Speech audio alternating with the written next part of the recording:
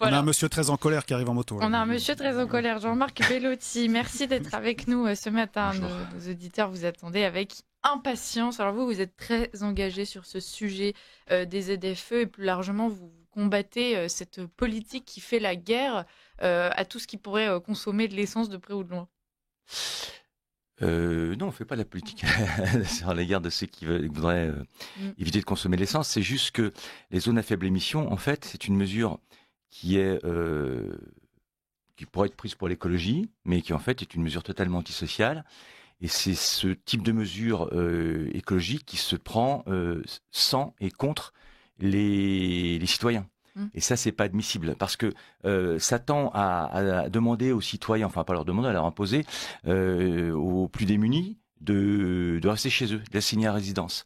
Et en fait, ça c'est pas acceptable puisque en fait ces mesures, elles se basent sur la vignette critère qui est par année. Et donc, si votre véhicule est jugé trop ancien, eh bien vous n'avez plus le droit de l'utiliser. C'est-à-dire que c'est même pire que ça. Dans les grandes métropoles, non seulement vous ne pouvez pas rentrer en ville, mais sur certaines grandes métropoles où il y a des villages en province qui font partie de la métropole et qui sont à 10 km d'un autre village ou autre chose et qui n'ont pas de transport en commun, eux, ils peuvent même pas sortir de chez eux. Oui, voilà. C'est le cercle vicieux dont on parlait il y a quelques instants en équipe. Cette mesure, elle va concerner principalement les classes les plus pauvres, celles qui n'ont pas les moyens de changer leur véhicule, le même véhicule qui généralement leur permet de pouvoir aller travailler, ce qui va les appauvrir encore plus. Tout à fait, tout à fait. Et j'ai pour habitude de dire que lors du confinement du Covid, il y a quelques années, on applaudissait les soignants, les forces de l'ordre, les gens qui ouvraient les magasins d'alimentation pour nourrir toute la France, on les applaudissait. Et ces gens-là, ils n'ont pas les moyens d'habiter dans les grandes villes, en tout cas à Paris notamment, parce que Paris est très cher, donc les gens, ils s'exportent vers l'extérieur. Et maintenant, ces gens-là, on les applaudit plus, on leur dit restez chez vous. Et ce qui se passe, c'est que justement par rapport à ce prix des loyers dans les grandes villes, alors c'est Paris, c'est Lyon, c'est toutes les grandes villes, eh bien les gens, ils s'exfiltrent vers la petite banlieue. La petite banlieue devient très chère aussi parce qu'il y a de la demande, donc ils s'exfiltrent vers la plus grande banlieue. Et ça crée du besoin de transport. Sauf que les transports, ils vont pas aussi vite que les gens qui vont déménager plus loin parce qu'ils n'ont pas les moyens. Et donc, il y a un problème. C'est-à-dire qu'on veut imposer des ZFE, des zones à faible émission. On veut imposer aux gens de ne plus utiliser leur véhicule, mais il n'y a pas de mesures alternatives pour ça. Alors, encore plus en province, parce qu'en province, autant sur Paris, pratiquement 100% des Parisiens, je parle des Parisiens intramuros, je ne parle même pas de la banlieue, parce que là c'est encore différent. Parisiens intramuros, ils ont accès au transport en commun à 100% d'entre eux, bus, métro, tramway, etc. En province, c'est 80% des citoyens qui n'ont pas accès au transport en commun. Et ceux-là, comment ils font ? Donc on se demande comment des élus politiques, des énarques, qui sont entourés de conseillers, ont pu prendre une mesure aussi absurde sans prévoir que ça allait leur péter au nez un jour. Alors, ils ont été confrontés à un moment donné quand même à ces questions et pourtant on n'a pas vraiment de réponse. Ah ben non, on n'a pas de réponse parce que, vous savez, le problème de nos élus, on a un système politique en France qui fait que avant le vote, on est en démocratie. C'est-à-dire les élus viennent vous voir, ils viennent vous draguer sur les marchés, vous distribuez des petits papiers, machin, etc. Voilà. Et puis, une fois qu'ils sont élus, ils appuient tout seuls sur le bouton, ils ne demandent plus rien à personne. Et là, on passe dans un système de démocrature. C'est-à-dire qu'en gros, ils font tout seuls. Et si vous voulez les rencontrer, ça peut prendre beaucoup, beaucoup de temps. Nous, la Fédération française des motards en colère, on se bat contre ces ZFE depuis 2010. Parce que c'est pas nouveau, les ZFE.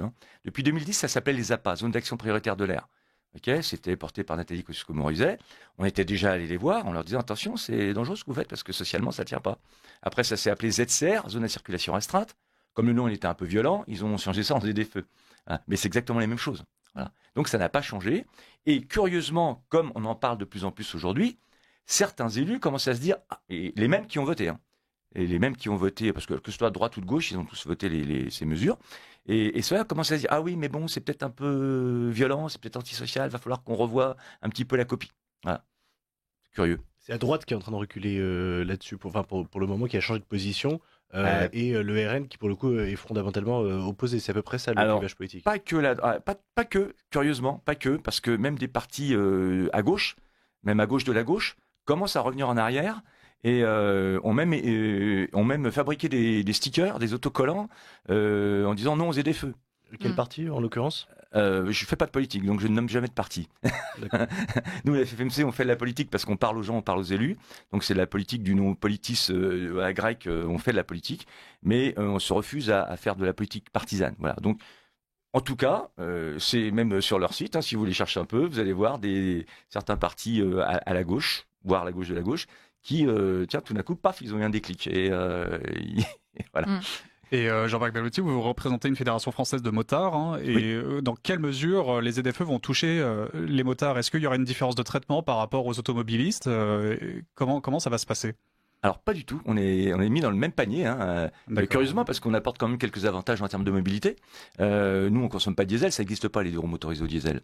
Donc on émet très peu de particules fines puisque les particules fines sont émises par le diesel, mais également par l'abrasion des pneus sur la route et le freinage. D'accord.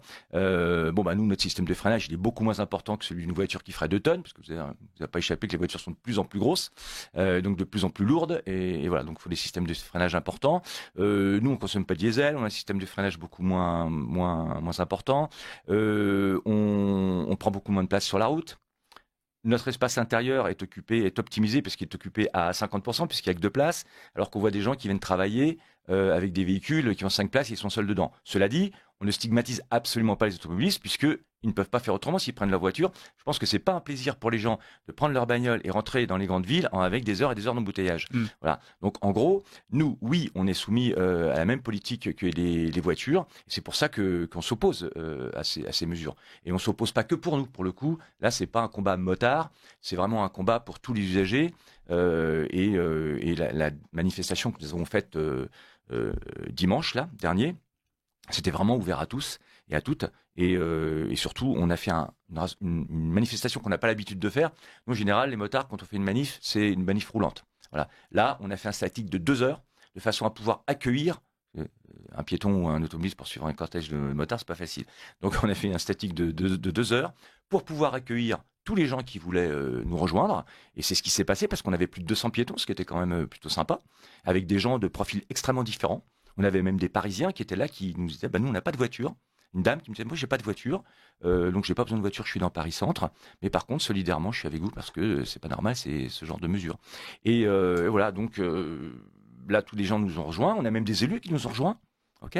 Alors, bien évidemment, on a été contactés par des partis que je ne nommerai pas, mais qui nous ont dit nous, on est avec vous. Alors, nous, on ne veut pas être récupérés politiquement. Donc, autant on accepte tous les élus du peuple, de quelque bord politique qu'ils soient, d'accord, mais on refuse les représentants de partis.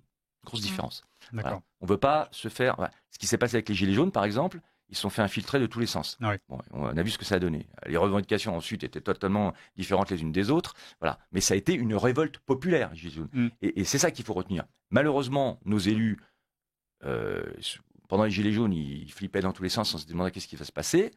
Ils n'ont pas compris la leçon, là, ça y est, c'est reparti. Ils flippaient, mais ils n'ont pas vraiment agi en conséquence. Et là, vous craignez pas que ce soit la même chose, parce qu'on fasse ou non de la politique, on peut quand même considérer qu'il y a une certaine caste politique qui a tendance à assez peu écouter les revendications populaires. Oui, tout à fait, oui, bien sûr. Là, de toute façon, c'est factuel, hein. C'est pas une impression, c'est factuel. Les Gilets jaunes sont passés, boum, ça y est, ça recommence comme avant. Ouais.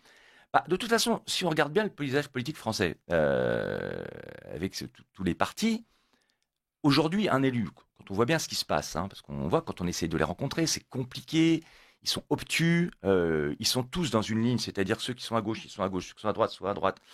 Et il n'y en a pas un qui se dit, effectivement, peut-être qu'il y a des choses bonnes à prendre un peu des deux côtés. Je veux dire, un certain parti ne dit pas que des âneries, et l'autre partie ne dit pas que des choses bonnes. Donc à un moment donné, voilà, il faut mixer tout ça. Et la problématique aujourd'hui de nos élus, c'est que je pense que, et nous pensons que d'abord, ils travaillent pour leur carrière politique. D'accord ? Ils s'installent bien, là. Ensuite, ils travaillent pour leur parti, qui commence à appeler famille politique. Moi, je suis d'origine italienne. Donc je sais ce que c'est qu'une famille, c'est la mafia.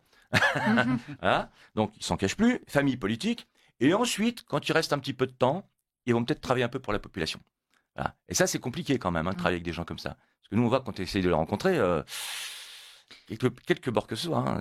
Qu'est-ce que vous conseillez de faire aux Français, justement, là, qui s'inquiètent? On a l'impression que le projet, quand même, est en train de reculer. Il est quand même sacrément remis en question. Néanmoins, ça fait quand même plus de 10 ans, 15 ans maintenant que cette question-là est sur la table. On n'est pas à l'abri que d'ici quelques mois, quelques années, il ressurgisse à nouveau.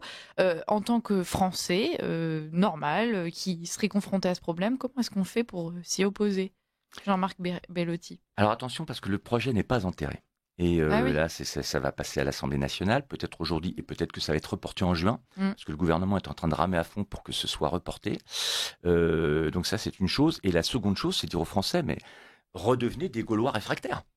À un moment donné, anticipez. Sortez dans la rue pour défendre vos droits, et défendre ses droits, c'est pas une option. C'est un devoir. Ouais. C'est ce qui fait la différence entre un administré et un citoyen. Quand on défend ses droits, on est un citoyen. Quand on se laisse faire et qu'on baisse la tête, on devient un simple administré. Mais il faut prévoir. Et la problématique de toutes les populations, parce que c'est comme ça, que ce soit en France ou ailleurs. En France, on sort un peu plus dans la rue. Mais ailleurs, c'est un peu la même chose. Et les élus politiques le savent bien comment ça se passe. Ils comptent sur l'usure. Parce que les personnes, elles vont faire une manifestation, elles vont sortir dans la rue pour un truc, elles vont se mobiliser. Puis bon, à un moment donné, l'heure elle tourne, il faut rentrer à la maison, les traites du pavillon à payer, machin, etc. On est dans notre petit confort et puis on s'installe dedans. Mais le problème, c'est qu'il faut vraiment réagir. Et l'autre problématique, c'est que les gens ne réagissent que quand ils sont au pied du mur. Ok ? Vous le disiez, les zones à faible émission, ça date depuis plusieurs années quand même. Hein. Comment se fait-il qu'on ne soit pas mobilisé avant? Enfin, nous, la FFMC, je vous dis, on s'est mobilisé depuis 2010. Mais parce que la verbalisation n'est pas encore mise en place parce qu'ils n'ont pas les moyens de mettre les caméras partout où ils veulent. Et parce qu'aujourd'hui, bon an, mal an, vous pouvez... moi, je suis avec une moto qui n'a pas le droit de rouler dans Paris, en vignette critère. Je roule tous les jours, j'ai pas de problème. Voilà, tant que ça vous tombe pas sur la tête, vous réagissez pas. Mais le problème, c'est qu'une fois que tout l'arsenal répressif va être mis en place, là, ça va faire très mal. Et les gens vont dire je suis pas content. Oui, on pourrait être verbalisé plusieurs fois par jour si le système est bien mis en place, bien mis en place plusieurs fois par jour, bien sûr. Oui. Et ce qui est fou avec ces ZFE, alors donc c'est ça. Le problème, c'est que les gens se laissent faire. Bon, voilà, il faut qu'on redevienne, il faut qu'on reprenne notre identité de Français, à un moment donné. Et on est connu dans le monde entier pour ça. Moi, je vous dis, je suis d'origine italienne, je suis né en Italie, mais je me sens 2000% français. Moi, quand je vais voir ma famille en Italie, ils me disent je comprends bien, vous les Français, à chaque fois vous bougez, au moins vous défendez vos droits et tout. Oui, mais bon, vous avez qu'à faire la même chose, les gars. Donc voilà, on est connus dans le monde pour ça, mais il faut pas faiblir, il faut pas mollir, il faut continuer. Voilà. Et la problématique de ces ZFE, c'est une usine à gaz, mais incroyable. C'est-à-dire que, mais honnêtement, on se demande comment ils ont pu pondre un truc pareil. C'est-à-dire que déjà, elles n'ont pas toutes les mêmes références. C'est-à-dire que quelqu'un qui va décider, un Lillois, qui va se dire tiens, je vais aller passer mes vacances dans le sud de la France, il va traverser toute la France, il va passer par des législations totalement différentes en fonction de la métropole qu'il va traverser. En 10 secondes, Jean-Marc. C'est un casse-tête. C'est un véritable casse-tête. C'est un truc de fou, c'est un véritable casquette. Et forcément, il va se mettre, sans le vouloir, en illégalité. Obligatoirement, il va se mettre en illégalité. Donc, c'est pas acceptable. Jean-Marc Bellotti, on arrive à la fin de cet entretien. Je pense que le maître mot qu'il faut retenir, chers Français, c'est que il ne faudra pas baisser les bras, pas baisser la tête, s'engager. Rien n'est une fatalité, il faut s'engager. Merci beaucoup, Jean-Marc Bellotti, d'avoir été avec nous. Vous êtes donc coordinateur de la Fédération française des motards en colère. De Paris on vous souhaite bon courage.